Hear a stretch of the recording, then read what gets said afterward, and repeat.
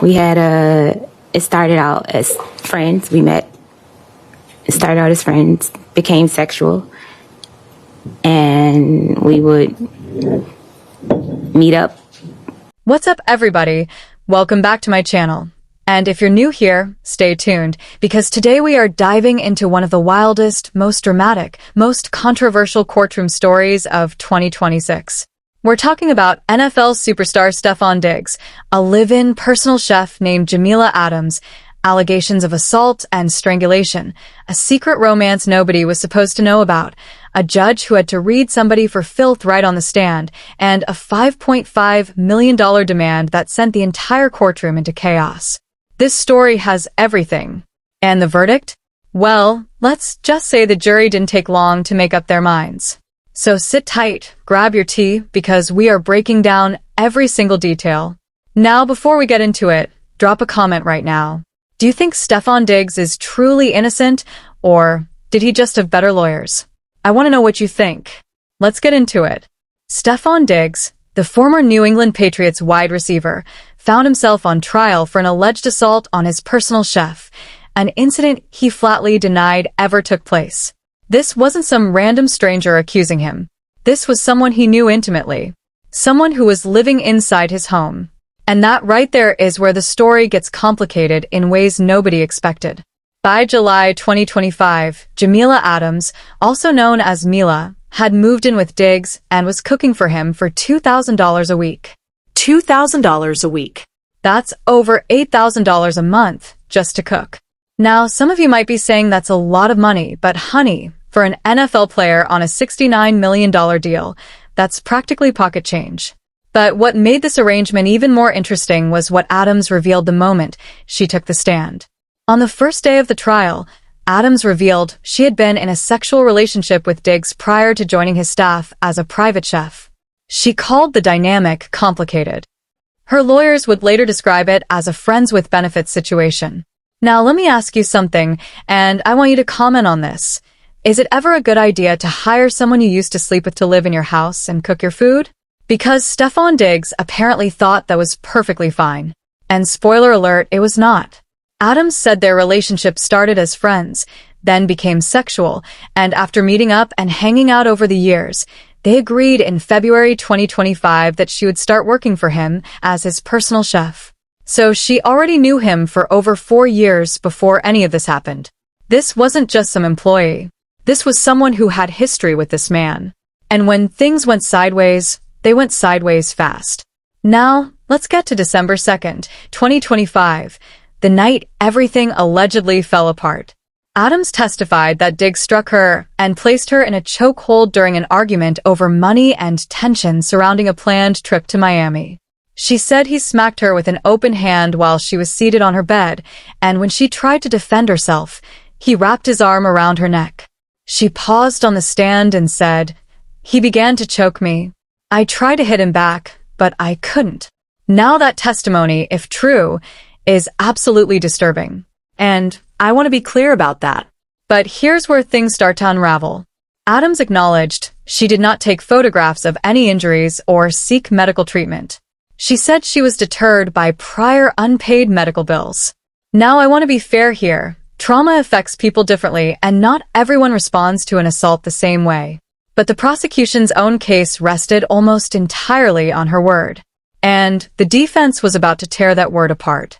Defense attorney Andrew Kettlewell stood in front of that jury and asked them point blank, why would a person who is just strangled go down to the kitchen, chat on the phone, and not have a single mark on their face? Why would that same person cook dinner for the man who just did it? Why would that person knock on his door and deliver 2 birthday presents? And people, those are questions that had the courtroom shaking. Because yes, Adams gave Diggs a birthday gift later on the very same day she alleges the assault occurred. And she returned to his home days afterward and stayed for about a week. She said she was trying to stay in his good graces to collect money she believed she was owed. Whether you believe that or not, that's for you to decide in the comments. And then came the Art Basel drama, because yes, there's Art Basel in this story too. Adams testified that she and Diggs' girlfriend, who she claimed was Cardi B, had outfits planned for the Miami trip. but Adams was told at the last minute she wasn't invited. Now I'm going to let that sit for a second. Cardi B, outfits planned. Last minute, uninvited. Imagine the mood in that house. We don't know if the Cardi B detail was confirmed or substantiated during the trial, but Adams said it on the stand. And once something like that is out there, it's out there. Tensions had also flared in November after Diggs accused Adams of sending a direct message to someone in his circle that revealed personal information about him. So by the time December rolled around, there was already a pressure cooker situation brewing. Jealousy, money disputes, betrayal accusations, and a Miami trip that somebody wasn't invited to. Now tell me that's not a recipe for chaos. But then, and this is where the trial reached its most explosive moment, the defense went for the jugular. Defense attorney Sarah Silva asked Adams directly whether her attorney had demanded $5.5 million from Stefon Diggs. Adams responded, "And I need you to hear this. Mr. Diggs offered me $100,000 to recant my statement." The courtroom erupted. Attorneys rushed to a sidebar. Court went into recess. And when everyone came back, Judge Jean-Marie Carroll had some very stern words for Ms. Adams. The judge told her, "This is not an opportunity for you to interject your own narrative and evade responding to questions the court deems appropriate. And if you continue to do so, your entire testimony may be stricken." Imagine being scolded by a judge on live television. That is not a good look. And the jury was watching every second of it. Now here's the $1 million, or rather $5.5 million question. Silva asked Adams again whether someone on her behalf had demanded $5.5 million from Diggs. Adams said she didn't understand how to answer the question. The jury saw through it. The prosecution even had to acknowledge it in closing arguments.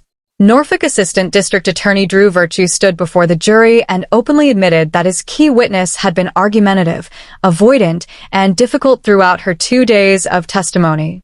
He told the jury not to throw away everything she said just because she wasn't a perfect witness. But when your own prosecutor is calling your star witness argumentative and avoidant, that tells you everything you need to know about how the case was going. The prosecution had no physical evidence to present. No medical records, no photos, no documentation of any injuries. 7 witnesses for the defense all took the stand and said the same thing. Nothing out of the ordinary happened that day. A massage therapist who was in the home said she saw no marks on Adams' face. A woman who provided IV therapy said she heard nothing unusual. Diggs' own personal assistant, who coordinated his appointments and was responsible for hiring Adams, said she was in the home that day and heard nothing resembling an attack. The jury was given the case at 3:07 in the afternoon and returned a verdict at roughly 4:33, just about 90 minutes of deliberation. 90 minutes. They didn't even need to sleep on it. Stefon Diggs was acquitted on all charges. Not guilty of felony strangulation. Not guilty of misdemeanor assault and battery. And the moment that verdict was read, his attorneys walked straight to the cameras. Defense attorney Mitchell Schuster said, "Domestic violence is a very, very serious issue in this country, and it's disconcerting when people use it as a sword and manufacture claims in an attempt to extract money. I believe the jury saw through that today." And there it is. The defense's narrative from beginning to end. This wasn't about justice. This was about money. Now, whether you agree with that take or not, the jury clearly did. Let's talk about what this means for Stefon Diggs going forward, because this story doesn't end in that courtroom. Diggs signed with New England in 2025 for a 3-year, $69 million deal and had a monster season. 85 catches, 1,013 yards, 4 touchdowns, his 7th 1,000-yard season. That was also the year the Patriots made it to the Super Bowl, where they lost to the Seattle Seahawks. And then right after the season, before any of this trial stuff was even close to resolved, the Patriots released him. Cutting Diggs cleared more than $16 million in cap space, axing the final 2 years of his contract. So this man played an entire Super Bowl season under the cloud of assault and strangulation charges, got cut before the verdict, and then was acquitted. That is one of the roughest storylines in recent NFL history. And now the verdict paves the way for Diggs to sign with a new team ahead of the 2026 season, and his attorney said any team that signs him will be lucky to have him. Here's the controversial take. And drop your reaction in the comments. Should an NFL team have hesitated to sign Diggs even before this verdict? Or did the league quietly blacklist him while the case was pending? Because there are a lot of players in this league who have done far worse and still had teams knocking down their doors. Why was Diggs sitting at home as a free agent? Is the NFL consistent when it comes to its own players? Let me know what you think. And then there's the bigger conversation this trial opened up, one that goes beyond football entirely. When a woman makes an accusation, we are told to believe her. And that is important. Domestic violence and assault are devastatingly underreported, and victims, real victims, should never be silenced. But when the same accusation comes attached to a $5.5 million demand, when the star witness is scolded by the judge on live television for dodging questions, when there is zero physical evidence, when that same witness gave her alleged attacker a birthday present on the same day of the alleged attack, at what point does the court of public opinion have to reckon with the fact that not every accusation is automatically the truth? This is the uncomfortable space the Diggs trial put all of us in. And I think it's a conversation worth having. Drop your honest thoughts in the comments, but keep it respectful, because this is a real issue that affects real people on all sides. Alright, that is the full breakdown of the Stefon Diggs trial. From the live-in chef with benefits, to the Art Basel uninvite, to the $5.5 million bombshell, to the judge shutting the whole thing down, to a 90-minute not guilty verdict. This story had everything.